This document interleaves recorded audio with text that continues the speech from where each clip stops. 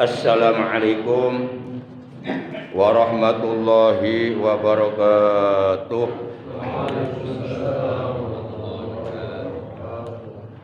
A'udzu billahi minasyaitonir rajim. Bismillahirrahmanirrahim.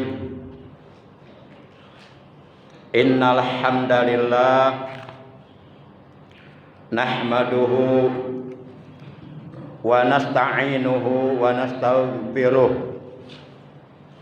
wa na'udzu billahi min syururi anfusina wa min sayyiati a'malina may yahdihillahu fala mudhillalah wa may yudlilhu fala hadiyalah. Asyhadu an la ilaha illallah wahdahu la syarikalah wa asyhadu anna sayyidana Muhammadan abduhu wa rasuluhu la nabiyya ba'da. Allahumma shalli wa sallim wa barik ala safiyhi wa habibihi Sayyidina Muhammadin wa ala alihi wa ashabihi wa man tabi'ahu min jami'i ummatihi. Amma ba'd.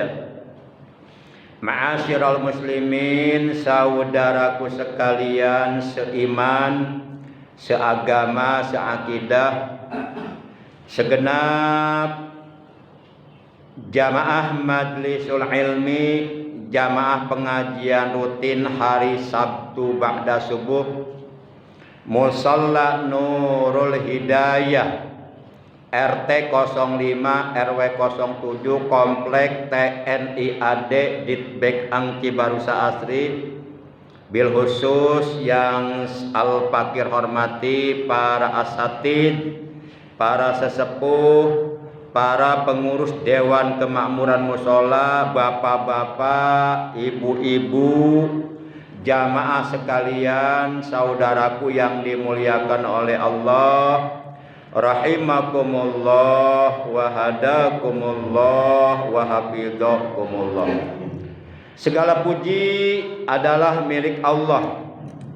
Salawat dan salam semoga tetap dilimpahkan selalu atas manusia yang paling dicintai oleh Allah, yang oleh Allah beliau dijadikan uswatun hasanah, dijadikan suri tauladan untuk dicontoh akhlak dan ibadahnya, terutama oleh orang-orang yang beriman, yaitu paduka alam yang mulia, panutan kita, ikutan kita, baginda tercinta Nabi Agung Nabi besar Muhammad sallallahu alaihi wasallam beserta seluruh keluarga beliau, para sahabat beliau dan seluruh pengikut beliau, yang mudah-mudahan di hari kiamat nanti, Pak Imran, punten, yang mudah-mudahan di hari kiamat nanti ya, kita, istri kita, anak-anak kita, orang tua kita, ponakan-ponakan kita, mantu kita, adik-adik kita, kakak-kakak kita, paman bibi kita, semuanya keturunan kita, semoga di hari kiamat mendapatkan syafaatul ujma dari baginda Rasul dan nih Pak, dan dikumpulkan di padang mahsyar bersama rombongan para nabi, para siddiqin, para syuhada, para sholihin, bersama orang-orang yang dicintai oleh Allah. Amin ya Allah ya rabbal alamin. Ma'asyiral muslimin, saudaraku yang dimuliakan oleh Allah, bersyukur kita kepada Allah bahwa kita juga keluarga kita, istri dan anak-anak kita, oleh Allah masih dianugerahi nikmat umur, nikmat sehat, wal afiyah, jahiratan au kanat batina fi taatillah wa fi taati Rasulillah. Dan hari ini kita sudah memasuki hari yang ke-14 di bulan Dzulqa'dah 1447 Hijriah, di mana bulan Dzulqa'dah ini termasuk salah satu dari 4 bulan haram yang dimuliakan oleh Allah, yang wajib kita memuliakannya. Hari ini bertepatan dengan hari yang kedua di bulan Mei 2026. Dan taklim rutin kita, pengajian rutin kita pada pagi hari ini adalah merupakan pertemuan yang ke-660.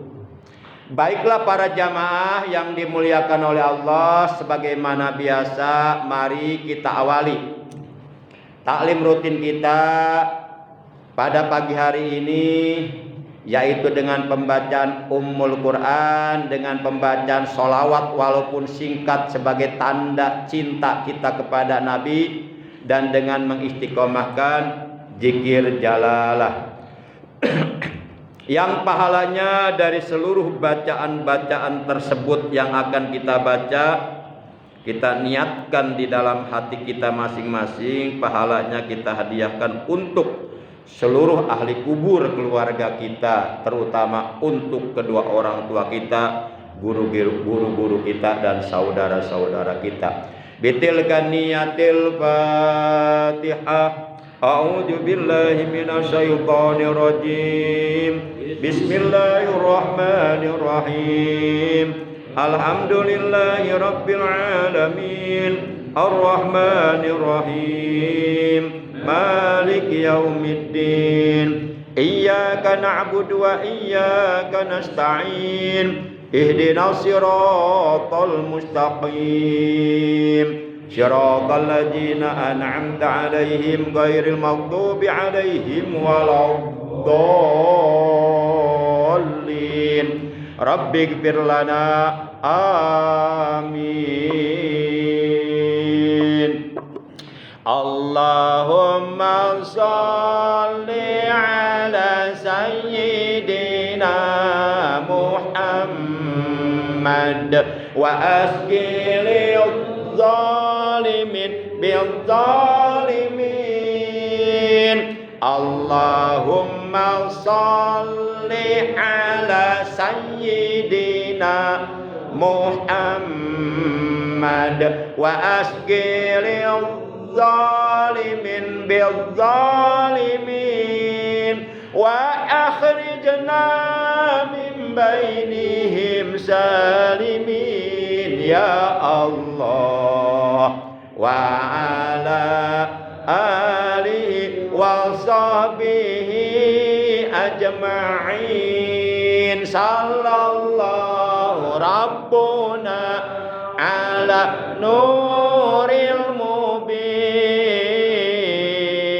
Ahmad al-Mustafa Sayyidil mursalin. Sallallahu rabbuna ala nuril mubin Ahmad al-Mustafa Sayyidil mursalin wa ala alihi wa sahbihi ajma'in wa ala alihi wa sahbihi ajma'in. Allahumma shalli ala sayyidina Muhammad wa asqilil zalimin bil zalimin.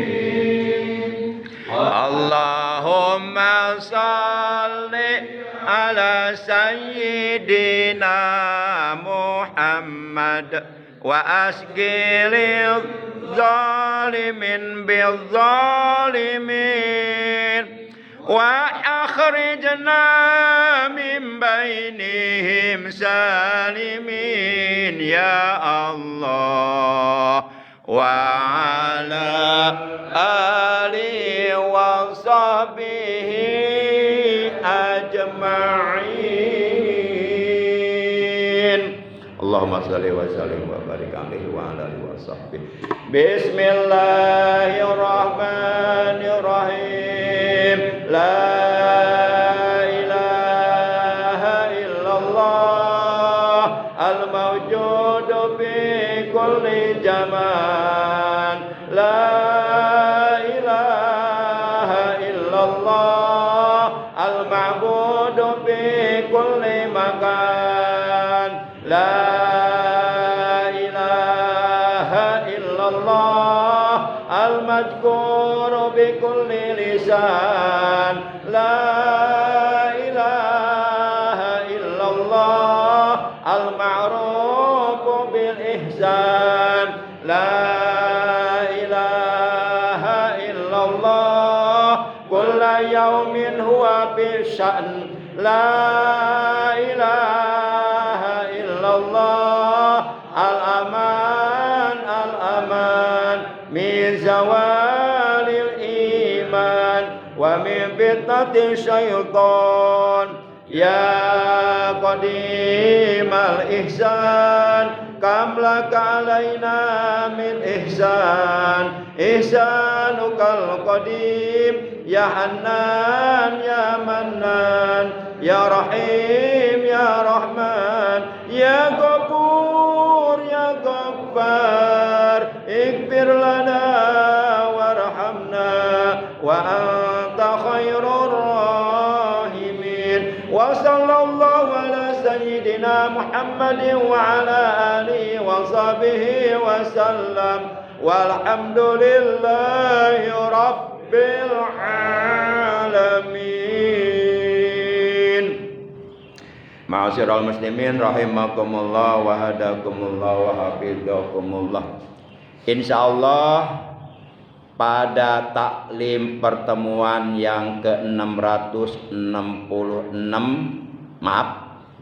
pertemuan yang ke-660 pagi hari ini kita akan membahas materi taklim tentang udhiyah atau tentang tadhiyah, tentang kurban. Oleh karena sebentar lagi kita akan memasuki hari raya kurban atau Idul Adha, tepatnya nanti pada tanggal 10 Zulhijjah. Namun sebelumnya Al-Fakir sekedar mengingatkan, baik untuk diri pribadi Al-Fakir juga untuk para jamaah sekalian. Al-Fakir ingin menyampaikan sebuah hadis di mana Rasulullah Shallallahu Alaihi Wasallam beliau telah bersabda, "Ija ata alayya yaumun la azdadu fihi ilman yuqarribuni ilallahi azza wa jalla fala burikali fi tulu'i syamsi jalikal yaum." Dalam hadis ini Rasulullah bersabda, apabila datang kepadaku suatu hari yang di hari itu tidak bertambah ilmuku yang dapat mendekatkan diriku kepada Allah Azza wa Jalla, maka berarti aku tidak dikaruniai keberkahan di dalam terbitnya matahari di hari itu. Jadi Rasulullah mengatakan, Allah tidak mengaruniai keberkahan kepadaku apabila aku hidup di suatu hari di mana di hari itu ilmuku tidak bertambah. Itu Rasulullah yang mengatakan. Jadi Rasulullah hidupnya merasa enggak barokah apabila ilmunya tidak bertambah. Dan memang dengan bertambahnya ilmu, insya Allah akan bertambah pula keberkahan. Cepat atau lambat, sadar enggak sadar, tahu enggak tahu, tahu-taunya terjadi perubahan di dalam kehidupan kita. Karena memang ilmu itu adalah imamnya amal. Al ilmu imamul amal wal amalu tabi'uh. Ilmu itu pemimpinnya amal, imamnya amal. Sedangkan amal pengikut ilmu. Para jamaah yang dimuliakan oleh Allah Subhanahu wa taala. Berdasarkan hadis tersebut bahwa ciri-cirinya, tanda-tandanya hidup enggak berkah apabila kita hidup tidak bertambah ilmu. Walaupun hartanya bertambah banyak, berlimpah ruah, brok dipantau, buruk dijuru, ngalayah di tengah imah, sesuhan meren. Uang banyak, berlipat. Rumah mewah, gedung bertingkat. Mobil banyak, serba mengkilat. Istri 4. Mantep men. Wah. Tapi kalau ilmu pengetahuan agamanya tidak bertambah, itu menunjukkan bahwa hidupnya enggak barokah. Berarti kalau kita ingin hidup barokah, ingin mendapatkan kebarokahan dari Allah, maka berusahalah untuk menambah ilmu. Ilmu apa? Tentu ilmu agama, baik ilmu tauhid, baik ilmu fikih, baik ilmu tasawuf, dan ilmu-ilmu agama yang lainnya.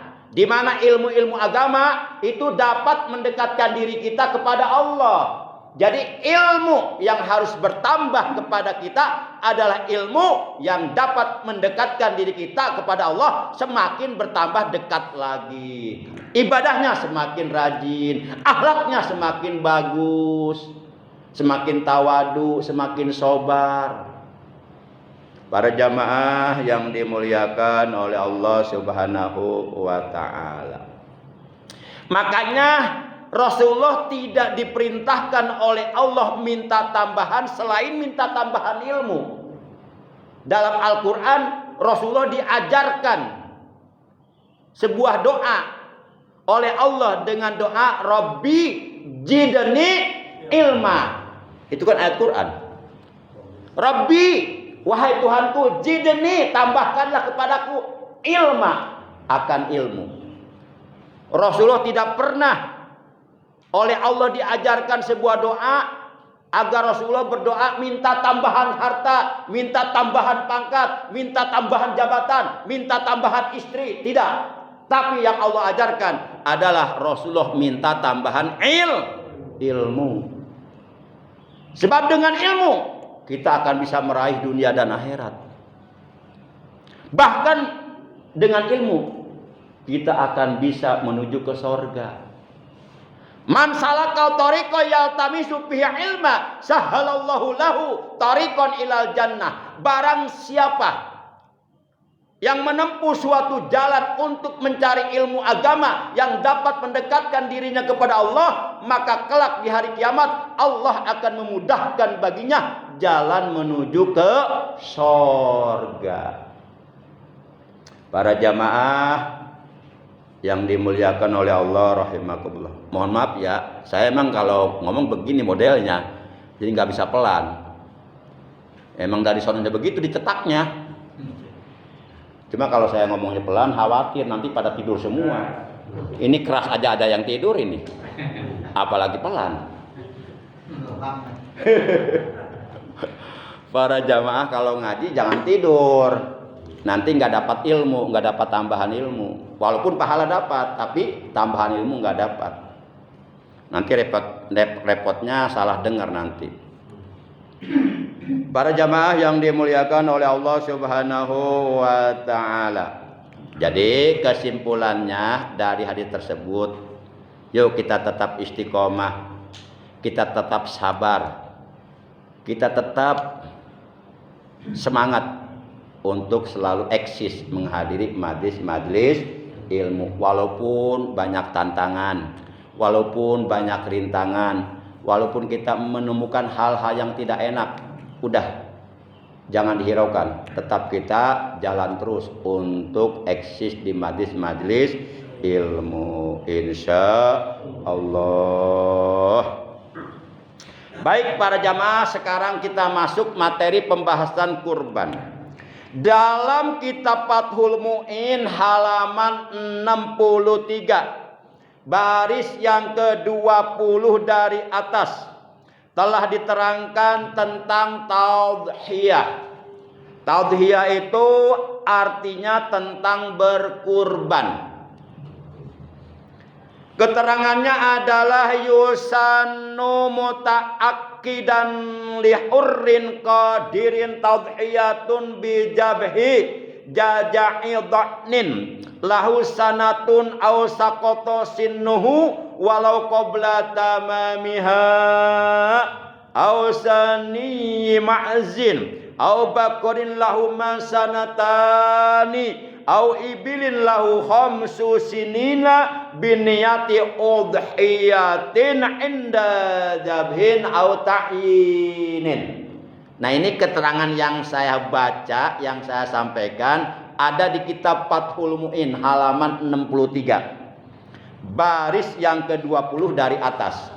Baik, keterangan tersebut kita kaji isinya supaya kita mendapatkan pengetahuan dari keterangan tersebut. Keterangan tersebut kalau diartikan kurang lebih artinya seperti ini. Berkurban disunahkan dengan sunnah muakkad. Jadi yusannu muta'akkidan. Berkurban disunahkan dengan sunnah muakkad. Sunnah muakkad itu maksudnya adalah kesunahannya sangat-sangat dikuatkan di dalam agama. Sangat-sangat dikokohkan, sangat-sangat dianjurkan untuk tidak ditinggalkan, untuk dikerjakan. Itu sunnah muakkad. Makanya Rasulullah Shallallahu Alaihi Wasallam beliau tidak pernah berani meninggalkan ibadah yang hukumnya sunnah muakkad, apalagi yang wajib. Yang sunnah muakkad aja beliau nggak berani meninggalkannya. Kalau kita banyak meninggalkan, kita mah contoh ya, qobliyah zuhur 4 rakaat, ba'diyah zuhur 4 rakaat ya. Itu kan sunnah muakkad. Kita paling 2 rakaat ya. Jujur aja. Kalau lambat hilang. Iya. Rasulullah tiap hari witir. Kita mah witir Ramadan doang. Itu pun ke bawah orang lain. Ya. Witir. Tiap pagi duha, tiap malam tahajud. Masya Allah. Ya, kita alhamdulillah masih diposisikan oleh Allah bersama orang-orang yang soleh. Walaupun kita nggak soleh, kita masuk rombongan mereka lah. Insya Allah mereka masuk surga, ya kita ke bawah lah. Itu. Para jamaah yang dimuliakan oleh Allah Subhanahu wa taala. Jadi yusannu muta'akkidan, berkurban disunahkan dengan sunnah muakkad. Walaupun ada sebahagian ulama yang berpendapat bahwa berkurban hukumnya adalah wajib bagi yang sudah mampu membeli hewan kurban, sebagaimana wajibnya ibadah haji bagi yang sudah mampu untuk ibadah haji. Nah, mengenai para ulama yang berpendapat bahwa berkurban hukumnya wajib bagi yang sudah mampu untuk membeli seekor hewan kurban, itu berdasarkan firman Allah dalam Al-Quran surah ke-108, yaitu surah Al-Kausar. Di mana surah Al-Kausar ini surah terpendek dalam Al-Quran, dan di dalamnya sama sekali tidak ada huruf mim. Ada huruf mimnya enggak coba? Inna a'tainakal kausar, ada mimnya enggak? Fasholli li rabbika wanhar, ada mimnya enggak? Inna syani'aka huwal abtar, enggak ada huruf mimnya. Ayat 2 Allah berfirman fasholli li rabbika wanhar. Fasholli, maka dirikanlah salat, li rabbika, karena Tuhanmu, wanhar, dan berkurbanlah kamu. Berdasarkan ayat ini, ada sebahagian ulama yang berpendapat bahwa berkurban hukumnya wajib bagi orang Islam yang sudah mampu membeli seekor hewan kurban.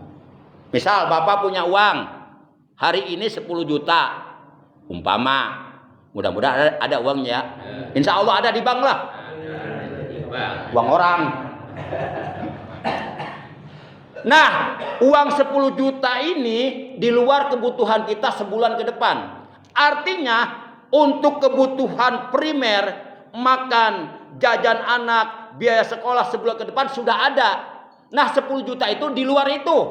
Berarti uang di dalam kulkas, uang dingin. Nah, bukan uang panas. Emang ada uang panas?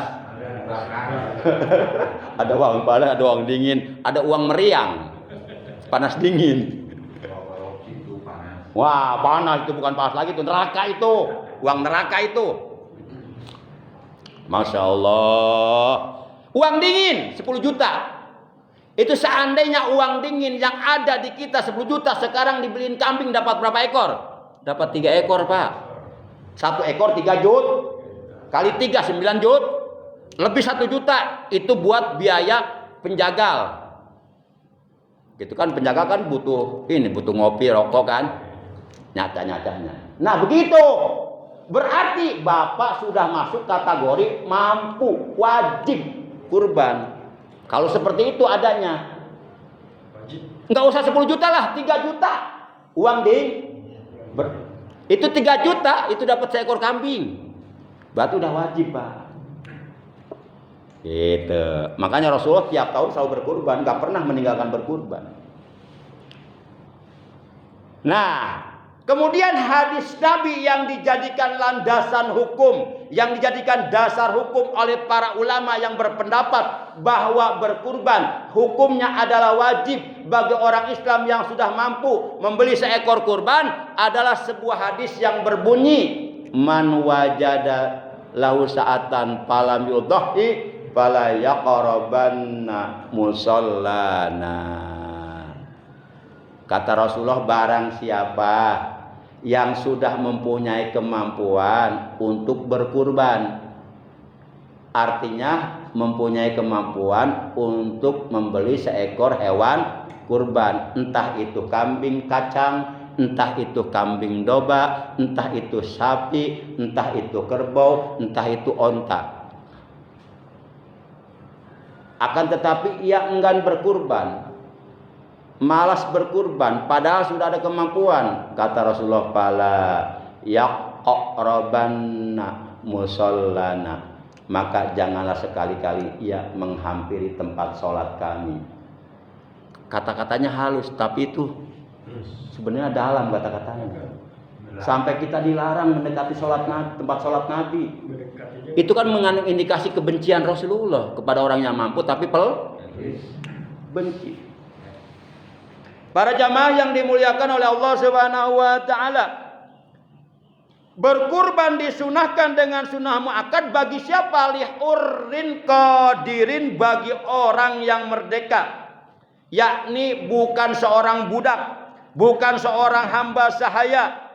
Opo tadhiyatun disunahkan dengan sunnah muakkad, tadhiyatun berkurban bijhabi jajain, yaitu dengan menyembelih seekor domba, lahu sanatun, yang telah berumur 1 tahun. Jadi kalau domba yang sah dijadikan untuk kurban, domba yang sudah berumur 1 tahun lebih, masuk tahun kedua. Au sakoto sinuhu walau qabla tamamiha, atau domba tersebut umurnya belum mencapai 1 tahun, namun sudah musinnah. Musinnah itu sudah tanggal giginya, sudah cuplak giginya, sudah copot, sudah berganti gigi. Nah itu boleh, walaupun umurnya belum 1 tahun. Ausani ma'jin, atau itu tadi apa tadi? Tadi apa? Domba. Ausani ma'jin, atau yang udah tadi ya, atau kambing. Atau kambing, menyembelih seekor kambing yang sudah berumur 2 tahun. Atau dengan menyembelih seekor sapi yang sudah berumur 2 tahun. Jadi kambing atau sapi yang sah dijadikan kurban adalah yang sudah berumur 2 tahun lebih, masuk tahun ketiga. Atau dengan menyembelih seekor unta yang sudah berumur 5 tahun. Kalau unta 5 tahun. Biniati dengan niat, biniati tahdiyatin dengan niat berkurban yang dilakukan ketika penyembelihan. Kemudian ketika menentukan hewan yang akan dijadikan kurban, itu pun boleh niat. Jadi berkurban itu harus niat. Jadi niat berkurban, nawaitul udhiyatal masnunata lillahi ta'ala. Aku niat berkurban sunnah karena Allah ta'ala. Kemudian pengarang kitab I'anatut Thalibin, beliau menjelaskan yustaratu fihan niyatu inda jabhi au qablahu inda ta'yin lima yudhi bihi wa ma'lumun annaha bil qalbi wa tusannu bil lisani fayaqulu nawaitul udhiyatal masnunata au ada sunnati tadhiyah fa inik tasara ala nahwil udhiyah syarat wajibatan yahrumul aqlu minha. Kurban disyaratkan niat ketika menyembelih hewan kurban atau niat sebelum penyembelihan hewan kurban dilakukan, yaitu ketika menentukan hewan yang akan dijadikan kurban, boleh di situ niat kurban. Sebagaimana yang telah diketahui bahwasanya niat adalah di dalam hati dan disunahkan diucapkan dengan lisan, yaitu dengan mengucapkan nawaitul udhiyatal masnunata lillahi ta'ala. Artinya aku niat kurban sunnah karena Allah ta'ala. Jika hanya mengucapkan udhiyah saja, misalnya nawaitul udhiyata lillahi ta'ala, artinya aku niat berkurban karena Allah ta'ala. Jadi enggak ada kalimat al-masnunata. Kan seharusnya nawaitul udhiyatal masnunata lillahi ta'ala. Artinya aku niat kurban sunnah karena Allah ta'ala. Nah kalau umpama niatnya tanpa menggunakan kalimat al-masnunata, misal niatnya nawaitul udhiyah lillahi ta'ala, aku niat berkurban karena Allah ta'ala. Nah kalau niatnya seperti itu, maka kurban tersebut menjadi kurban wajib. Menjadi kurban wajib. Haram hukumnya yahrumul aqlu minha, maka haram hukumnya ikut memakan dagingnya, sama seperti kurban yang dinajarkan. Kalau kita najar, saya bernajar, kalau saya sembuh dari sakit saya besok akan berkurban seekor domba. Ternyata sembuh sakitnya, maka wajib berkurban besok. Nah kalau kurban yang dinajarkan itu kurban wajib, maka sahibul kurban, orang yang berkurban, haram memakan dagingnya. Sama seperti tadi, orang yang niatnya hanya berkurban saja tanpa menggunakan kalimat al-masnunata, maka kurban baginya jadi wajib hukumnya dan ia haram memakan dagingnya. Nah, itu keterangan di dalam kitab I'anatut Thalibin seperti itu. Para jamaah yang dimuliakan oleh Allah Subhanahu wa taala. Jadi kalau mau berkurban niatnya nawaitul udhiyatal masnunata lillahi taala. Aku niat kurban sunnah karena Allah ta'ala. Wahia abdolus sodakoh, abdolu minas sodakoh. Berkurban itu adalah sodakoh yang paling abdol. Jadi sodakoh yang paling abdol adalah berkurban. Sodakoh yang paling utama, yang paling disukai oleh Allah, yang paling besar pahalanya adalah sodakoh berupa kurban, baik dengan seekor kambing, domba, sapi, kerbau atau unta.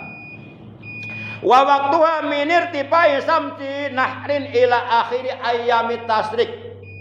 Bermula waktu untuk menyembelih hewan kurban adalah mulai meningginya matahari pada hari nahar, yakni pada hari raya Adha, yaitu tanggal 10 Zulhijjah sampai dengan akhir hari tasrik, yaitu tanggal 11, 12, 13 Zulhijjah. Itulah hari-hari yang dibolehkan untuk menyembelih hewan kurban. Hal ini sebagaimana dijelaskan dalam sebuah hadis yang telah diriwayatkan oleh Imam Ahmad. Rasulullah sallallahu alaihi wasallam beliau telah bersabda, "Kullu ayyami tasyriq dzabhun." Setiap hari-hari tasyrik adalah hari-hari untuk menyembelih hewan kurban. Makanya kalau Idul Adha takbirannya pun disebut takbir muqayyad. Jadi kita masih disunahkan walaupun kita sudah selesai melaksanakan sholat sunnah Idul Adha, tapi kita masih disunahkan untuk terus bertakbir setiap selesai sholat fardu 5 waktu. Sampai kapan? Sampai pada tanggal 13 Zulhijjah ketika matahari sudah terbenam. Berbeda dengan takbir di hari raya Idul Fitri. Kalau takbir di hari raya Idul Fitri itu namanya takbir mursal. Batas waktunya sampai sholat Idul Fitri dilaksanakan. Setelah itu tidak ada takbiran lagi. Tapi kalau Idul Adha masih disunahkan bertakbir. Para jamaah yang dimuliakan oleh Allah Subhanahu wa taala. Dan perlu kita ketahui, perlu kita perhatikan sebuah hadis sahih yang diriwayatkan oleh Imam Bukhari bahwa Rasulullah sallallahu alaihi wasallam beliau telah bersabda, "Man jabaha qabla shalah fa innama yajbahu li nafsi." Barang siapa yang menyembelih hewan kurban sebelum sholat hari raya Idul Adha, maka sesungguhnya ia menyembelih untuk dirinya sendiri. Artinya kurbannya enggak sah. Kalau hewan kurban kita sembelih sebelum sholat hari raya Idul Adha. Tapi yang menjadi patokan bukan sholatnya, waktunya. Karena sholat tidak dijadikan syarat untuk penyembelihan hewan kurban. Waktunya. Jadi waktu untuk menyembelih hewan kurban setelah sholat Idul Adha. Wa man jabaha ba'da sholati, dan barang siapa yang menyembelih hewan kurban setelah selesai sholat Idul Adha dilaksanakan, wal hutbataini, dan 2 hutbahnya, faqad atama nusukahu wa asaba sunnatal muslimina, maka sungguh ia telah menyempurnakan ibadah kurbannya dan telah menjalankan aturan Islam. Wa yujzi'u subuh baqarin aw bil an wahidin, dan 1/7 sapi atau unta cukup untuk 1 orang.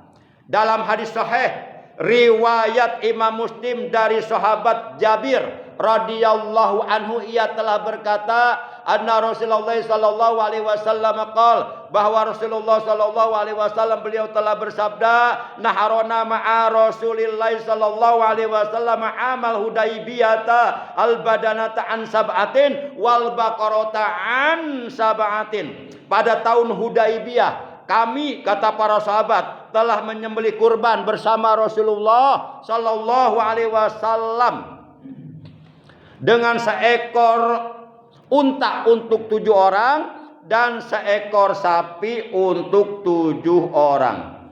Menurut keterangan hadis dari Ibnu Abbas radhiyallahu anhu yang diriwayatkan oleh Imam At-Tirmidzi dan Imam An-Nasai, bahwa jikalau berkurban dengan seekor unta itu bisa untuk 10 orang. Kalau dengan seekor karena unta lebih besar dan lebih mahal harganya, bisa untuk 10 orang. Hadisnya dari Ibnu Abbas, kunna ma'a Rasulullah sallallahu alaihi wasallam, dulu kami pernah bersama Rasulullah sallallahu alaihi wasallam fi safari, dalam suatu perjalanan. Fahadharul Adha, maka kemudian tibalah hari raya Idul Adha. Pastarokna fil baqari sab'atan wa fil ba'iri asharatan, maka kami bersama Rasulullah menyembelih hewan kurban, seekor sapi untuk 7 orang dan seekor unta untuk 10 orang. Kemudian muncul sebuah pertanyaan yang mungkin bapak-bapak juga pernah mendengar pendapat tersebut di YouTube. Pertanyaannya adalah lalu bagaimana jikalau umpama ya ada pendapat yang menyatakan bahwa berkurban dengan seekor kambing atau domba boleh untuk 7 orang atau untuk sekeluarga. Wah, enak banget ya. Wah, saya kurbannya untuk sekeluarga, nggak usah pakai sapi. Sapi kan mahal, 40 juta. Mending pakai kambing aja cuma 3 juta. Kasihan tukang sapi, nggak laku nanti. Bangkrut. Di mana pendapat tersebut merujuk kepada sebuah hadis yang diriwayatkan oleh Imam Bukhari dan Imam Muslim. Dari Sayyidina Anas radhiyallahu anhu, ia berkata, anna Nabiya sallallahu alaihi wasallam dhaha bi kabshaini amlahaini aqranaini jabahahuma biyadil karimah sama wa kabbara. Bahwasanya Rasulullah sallallahu alaihi wasallam doha, beliau telah berkurban bikabsaini dengan 2 ekor kibas. Kibas itu kambing yang besar-besar. Amlah ini akorana ini, kambingnya bagus-bagus, gemuk-gemuk, banyak dagingnya dan tanduknya bagus. Jabahahuma biadil karimah, Rasulullah menyembelih 2 ekor kambing tersebut untuk berkurban dengan tangannya sendiri yang mulia. Beliau sembelih sendiri itu kambingnya. Sama beliau membaca basmalah, wa kabbara, dan beliau bertakbir. Jadi kalau kita mau menyembelih hewan kurban, kita disunahkan bertakbir dulu. Allahu akbar, Allahu akbar, Allahu akbar. La ilaha illallah, Allahu akbar. Allahu akbar walillahil hamd. 3 kali setelah bertakbir. Ini kurban siapa, untuk siapa. Misal kurbannya dari si Ahmad, tapi untuk si Mahmud. Maka sebelum membaca basmalah dan bertakbir, kita ikrarkan dulu. Allahumma inna haja minka walaka haja udhiyatu min Ahmad libnihi Mahmud fataqabbalha ya karim waj'al hafidan minan nar. Baru bismillah Allahu akbar, baru sembelih. Para jamaah yang dimuliakan oleh Allah Subhanahu wa taala, dalam hadis yang diriwayatkan oleh Imam Ahmad dan Imam Muslim diterangkan bahwa ketika Rasulullah SAW menyembelih hewan kurban, beliau mengucapkan Allahumma taqabbal min Muhammadin wa ali Muhammadin wa min ummati Muhammadin. Nah, itu yang beliau ucapkan ketika beliau saat itu menyembelih 2 ekor kibas untuk berkurban. Beliau ucapkan Allahumma ya Allah taqabbal, terimalah min Muhammadin, kurban dari Muhammad, wa ali Muhammadin, dan keluarga Muhammad, wa min ummati Muhammadin, dan dari umat Muhammad. Itu hadis riwayat Imam Ahmad dan Imam Muslim. Terdapat dalam Sahih Muslim juz yang ke-13 halaman 122. Mengenai ucapan Nabi tersebut, bahwa yang dimaksud dengan ucapan Nabi Allahumma taqabbal min Muhammadin wa ali Muhammadin wa min ummati Muhammadin, itu maksudnya adalah menurut kebanyakan para ulama ahli fikih, maksudnya adalah ja'ala sawabahu li alihi wa li ummatihi. Rasulullah menjadikan kurbannya, pahala kurbannya untuk keluarganya dan untuk seluruh umatnya. Jadi pahalanya saja, bukan atas nama keluarga beliau, bukan atas nama seluruh umat beliau. Tetap 2 ekor kibas yang beliau sembelih sebagai kurban itu tetap atas nama diri beliau sendiri. Namun pahalanya dari kurban tersebut beliau hadiahkan pahalanya untuk seluruh keluarganya dan untuk seluruh umatnya sealam dunia. Jadi boleh kita berkurban dengan seekor kambing atau seekor domba atau seekor sapi atas nama diri kita sendiri, namun pahalanya untuk seluruh keluarga kita. Boleh, atau untuk seluruh teman-teman kita, atau untuk seluruh guru-guru kita. Jadi hukumnya boleh mengikut sertakan orang lain dalam pahala kurban. Itu pendapat para ulama, bukan pendapat saya. Para jamaah yang dimuliakan oleh Allah Subhanahu wa taala. Syekh Ibnu Hajar Al-Haytami rahimahullah taala dalam kitab Tuhfatul Muhtad halaman 12, maaf, juz 12 halaman 255. Beliau menjelaskan tajaji'us satu du'inatu wal ma'ijatu an wahidin faqat ittifaqun wala an aksara. Ini pendapat Syekh Ibnu Hajar Al-Haytami di dalam kitab Tuhfatul Muhtad juz 12 halaman 255. Beliau mengatakan, dan kambing domba atau kambing kacang cukup untuk berkurban satu orang saja, tidak boleh atas nama seluruh keluarga. Enak banget ya, satu kambing untuk sekeluarga. Terus gimana tukang sapi, laku nggak kira-kira? Kira-kira kalau umpama dibolehkan nih, kira-kira umpama dibolehkan oleh hukum agama berkurban seekor kambing untuk sekeluarga, umpama dibolehkan nih dan dibenarkan oleh para ulama, kira-kira bapak mau berkurbannya dengan seekor kambing dengan ekor sapi? Pasti jawabannya kambing. Kenapa? Karena lebih murah, cuma 3 juta, sisanya 30 juta untuk beli motor atau untuk kawin lagi. Masya Allah, kawin. Allah, bercanda. Masya Allah. Lah, saat itu Rasulullah bersama para sahabatnya untuk 7 orang seekor sapi, bukan seekor kambing. Nah kalau umpama boleh, saat itu mungkin Rasulullah untuk 7 orang kurban seekor kambing. Tapi kenyataannya Rasulullah menyembelih seekor kambing atau sapi? Sapi. Itu kan tadi hadis yang sudah ceritakan hadisnya. Waktu perang Rasul melakukan perjalanan bersama para sahabat gitu pada tahun Hudaybiyah itu.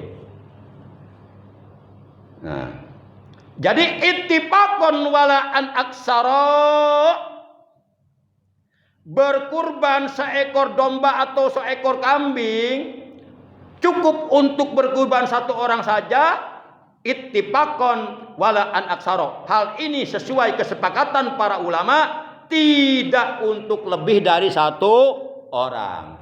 Kan ada tuh di YouTube yang mengatakan boleh kan ya, seekor kambing untuk sekeluar. Masya Allah, dari mana itu dasarnya? Hah? Udah gitu kambingnya kurus lagi ya, nggak ada dagingnya.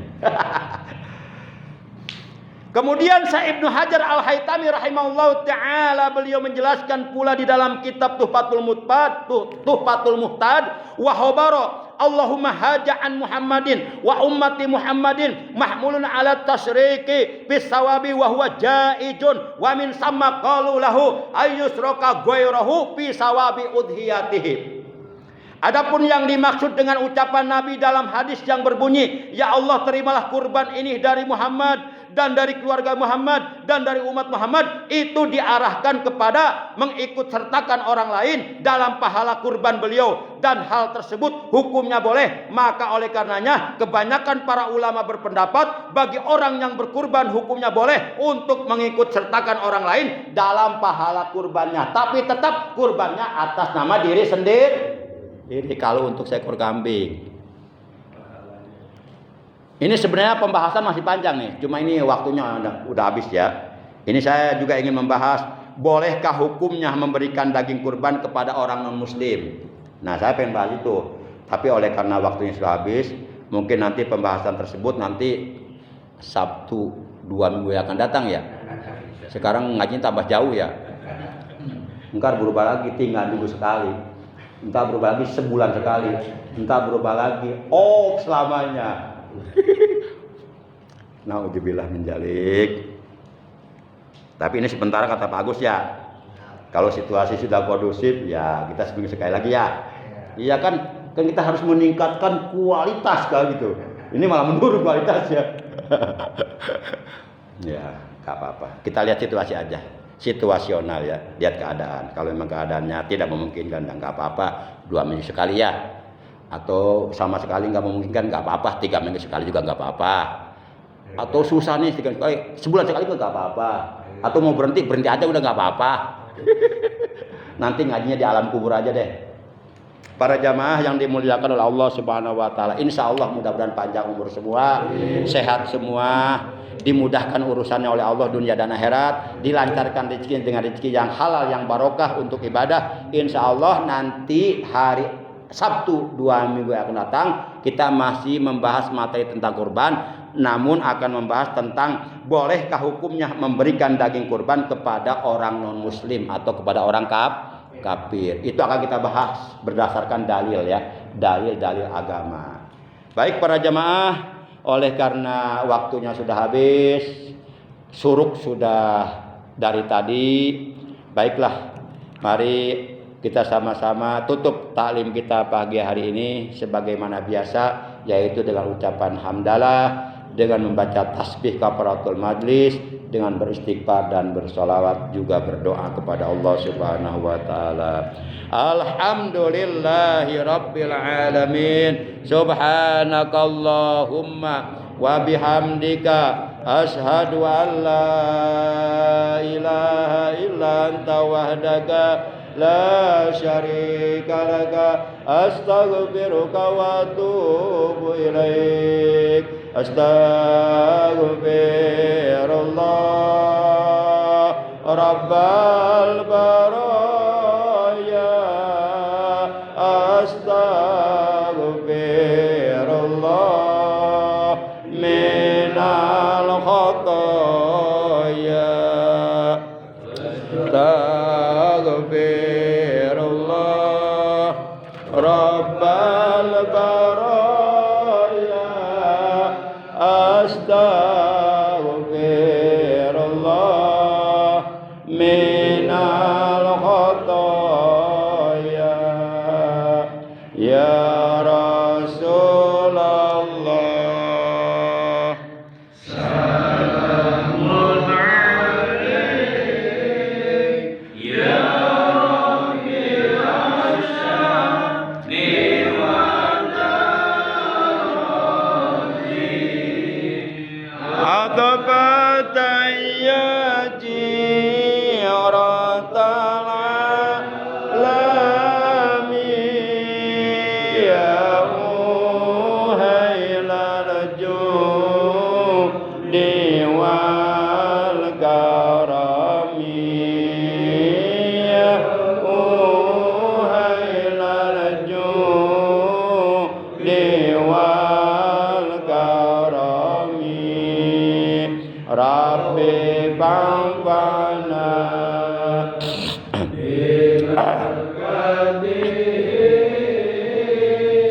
wadinal husna bihurmatihim wa amitna fi tariqatihim wa mu'abatim minal fitani wa mu'abatim minal fitani. Rabbana jidna ilman nafi'a mal hidayah wal barakah.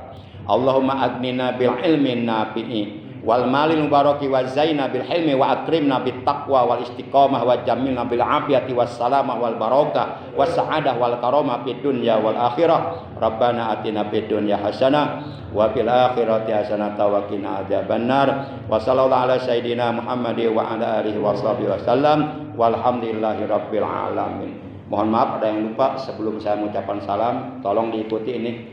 Ini Ustaz Hadi, maaf. Ini doa untuk kebaikan dan keberkahan anak-anak kita. Tentu kita punya anak-anak, punya keturunan, ingin menjadi anak-anak yang baik, yang soleh, yang selalu diberkahi oleh Allah. Nah ini doanya. Doa ini minimal dibaca 1 kali setiap hari. Terserah mau pada subuh kek, pada zuhur kek, pada asar kek, pada maghrib kek, pada isya kek, pada tahajud kek. Pokoknya intinya minimal doa ini dibaca setiap hari 1 sekali. Silahkan diikuti bapak-bapak. Ini doa untuk kebaikan dan keberkahan anak-anak kita. Bismillahirrahmanirrahim. Alhamdulillahi rabbil alamin. Allahumma salli wa sallim ala sayyidina Muhammad wa ala ali sayyidina Muhammad. Allahumma barik lana fi auladina wa la tadurrahum wa waffiqhum li ta'atika warjukna birrahum. Allahumma ya muallima Musa wa Adama allimhum wa ya mufahhima Sulaimana fahhimhum wa ya mu'tiya Luqman al-hikmata wa faslal khitabi atihimul hikmata wa faslal khitab. Allahumma allimhum ma jahilu wa dzakirhum ma nasu waftah alaihim min barakatis sama'i wal ard innaka sami'un mujibud da'awat. Allahumma inna nas'aluka lahum quwwatal hibji wa sur'atal fahmi wa safa'ad dihni. Allahumma ja'alhum hudatan muhtadin ghairu dhallina wala mudillin. Allahumma habib ilaihimul iman wa zayyinhu fi qulubihim wa karrih ilaihimul kufra wal fusuqa wal isyana waj'alhum minar rasyidin. Rabbana hab lana min azwajina wa dzurriyyatina qurrata a'yuni waj'alna lil muttaqina imama. Allahumma ja'alhum awbara ibadika haddan fid dunya wal akhirah. Allahumma ja'alhum min awliyaika wa khassatikal ladina yas'a nuruhum baina aydihim wa min khalfihim wa minal ladina la khaufun alaihim wa lahum yahzanun. Allahumma ighfir junubahum, Allahumma tahhir qulubahum, Allahumma hassin burujahum, Allahumma hassin akhlaqahum wamla qulubahum nuran wa hikmah wa ahilhum liqabuli kulli ni'mah wa aslihum wa asli bihumul ummah. Allahumma jannibhumul fawahisha wal mihana wal jalajila wal fitana ma dhahara minha wa ma batan. Allahumma jannibhum rupaqa as-su. Allahumma jannibhumul jina wal liwat. Allahumma jannibhumul khamra wal mukhaddarati wa jami'il muharramat. Allahumma sallimhum minal ilali wal aubiati wal afat. Allahumma sallimhum min syarril asrar ana al-laili wa atrafan nahar bil i'lani wal israr wahdihim lima tuhibbuhum minhum lima tuhibbuhu minhum waghfir lahum ya Ghaffar. Allahumma la tuji qulubahum ba'da id hadaitahum wa hab lahum min ladunka rahmah wa hayyi lahum min amrihim rasyada. Nanti ditutup dengan salawat biasa. Wa sallallahu ala sayyidina Muhammadi wa ala alihi wa sahbihi wasallam walhamdulillahi rabbil alamin. Baru Al-Fatihah. Nah, ini penting doa untuk kebaikan dan keberkahan anak-anak kita, cucu-cucu kita, keturunan kita. Demikian, terima kasih. Hadanallahu wa iyyakum ajmain. Wassalamualaikum warahmatullahi wabarakatuh.